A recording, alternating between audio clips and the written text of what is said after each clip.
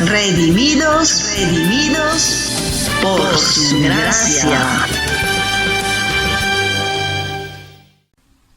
Paz de Cristo, Dios lo bendiga. Soy la hermana Flor y con ustedes una vez más en este día, martes 14 de abril, estamos para compartir un pequeño estudio que se llama El hombre natural, ¿no? Y vamos a leer en el libro de Corintios, en el capítulo 2, versículo 14, que dice: pero el hombre natural no puede percibir las cosas que son del Espíritu de Dios, porque para él son locura y no las puede entender porque se han de discernir espiritualmente. El hombre carnal, como vimos en el capítulo anterior, cuando hablamos de que el hombre está compuesto por espíritu, alma y cuerpo, ¿no? El hombre natural hace parte del cuerpo y de su alma, ¿no? Y es el mismo hombre, solo que ese hombre natural es que poco a poco, con el poder del Espíritu Santo, va muriendo para que entre en acción el hombre espiritual, el hombre revestido, el hombre transformado, el hombre renovado, el hombre cambiado, que solo Dios puede hacer a este hombre, que es el mismo hombre, ¿no? Ahora, el hombre natural se caracteriza porque no recibe las cosas de Dios, porque no tiene el deseo ni las ganas de agradar a Dios. El hombre natural no quiere agradar a Dios, ¿no? Es guiado de su pecado y sus sentimientos. Es cerrado y generalmente justifica sus acciones. Las cosas espirituales son locura para él. Son locura para él, ¿por qué? Porque el hombre natural tiende a burlarse, tiende a despreciar las cosas de Dios, las cosas sagradas de Dios, ¿no? Las cosas como la obediencia, obedecer a Dios, no quiere, lo refuta. La adoración, la oración, el cielo, el infierno, a la iglesia, ¿no? Le puede parecer externamente al hombre natural ser una persona religiosa, ¿no? A causa de su familia, de su cultura o sus costumbres, ¿no? Pero le falta una relación genuina con Dios. Que esto ocurre solo cuando ha sido tocada por el poder de su Santo Espíritu, por el poder de Dios, por cuando ha recibido y cuando ha tenido ese toque del Maestro, cuando Dios ha tocado su vida, cuando Dios ha tocado su corazón, su mente, todo. Este hombre, cuando tiene esta relación genuina, es un hombre espiritual, un hombre verdadero, ¿no? Pero en vez al hombre natural, no, estas cosas propio, no, lo vive, si quizás alguna vez escuchó de Dios, es religioso, ¿no? Y religioso, pues, como escuchamos tantas veces, que uno se considera creyente y no practicante, ¿no? Que suena a la fin como una burla, ¿no? Que no se puede entender, ¿no? ¿Cómo puedes ser creyente y no practicar? O crees o no crees. Y si crees, obedeces. Y si no crees, pues no crees. Y basta, ¿no? El hombre natural dice que aunque si quisiera conocer las cosas espirituales, no puede. ¿Por qué no puede? Porque no puede ayudarse en su falta de fe y está conectado de sus incertezas. Es prisionero de su naturaleza caída. Este tema de la naturaleza caída es importante y lo vamos a hablar en el próximo capítulo, porque es importante hablar por qué su naturaleza es caída, ¿no?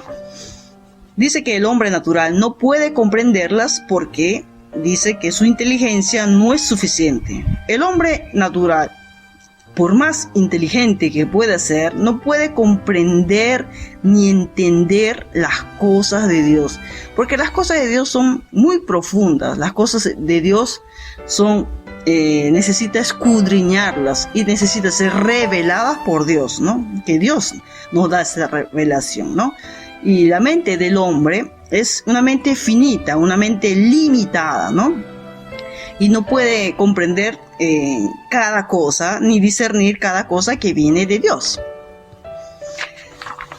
Hay una escritura que se encuentra en el libro de Gálatas, en el capítulo 5, versículos 19-21, que dice que habla, ¿no? Cuáles son las obras de la carne, ¿no? Porque las obras de la carne del ser natural y las obras del espíritu del hombre espiritual, ¿no? ¿Y cuáles son las cosas, cuáles son las obras de este ser natural, ¿no? Y la Biblia lo describe, cuáles son sus obras, ¿no? Y dice, ¿no? En Gálatas 5, 19, 21, y manifiestas son las obras de la carne, que son adulterio, fornicación, inmundicia, lascivia, idolatría, hechicería, enemistades, pleitos, celos, ira, contiendas, disensiones, herejías, envidias, homicidios, borracheras, orgías y cosas semejantes a estas, acerca de las cuales os amonesto, como ya os lo he dicho antes, esto lo dice el apóstol Pablo, que los que practican tales cosas no heredarán el reino de Dios. Entonces, como vemos aquí, el hombre natural no puede heredar el reino de Dios, porque si muere en pecado con estos requisitos que acabamos de nombrarlo, no va seguramente en el reino de Dios, ¿no? Entonces es mejor arrepentirse, cambiar, transformarse, renovarse, y todo esto inicia en el proceso del camino de nuestro Señor Jesucristo, cuando recibimos el poder de su Santo Espíritu en nosotros, ¿no?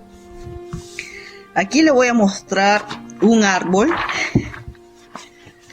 Así se recuerdan. El fruto, ¿cuáles son los frutos? Es plural. Los frutos de la carne, ¿no? De nuestro ser natural, ¿no?